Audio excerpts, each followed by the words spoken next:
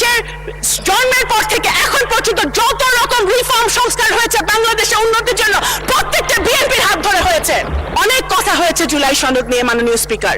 জুলাই সনদ অবশ্যই বিএনপিকে জুলাই সনদ নিয়ে বলে কোনো লাভ নাই। জুলাই সনদ মানে কি একটা রিফর্ম, বাংলাদেশের রিফর্ম, নতুন প্রজন্মের জন্য রিফর্ম সংস্কার। আপনি যদি ইতিহাস দেখেন, বাংলাদেশ জাতীয়তাবাদী দল বাংলাদেশে একটি মাত্র দল যে বাংলাদেশের জন্মের পর থেকে এখন পর্যন্ত যত রকম রিফর্ম সংস্কার হয়েছে বাংলাদেশের উন্নতির জন্য প্রত্যেকটা বিএনপির হাত ধরে হয়েছে। খাল খনন, গার্মেন্টস শিল্প, পার্লামেন্টারি ডেমোক্রেসি, তত্ত্বাবধায়ক সরকার থেকে শুরু করে নারী শিক্ষা, সবকিছুর পিছনে ছিল বিএনপির হাত, দেশনেত্রী বেগম খালেদা জিয়া এবং শহীদ জিয়ার হাত।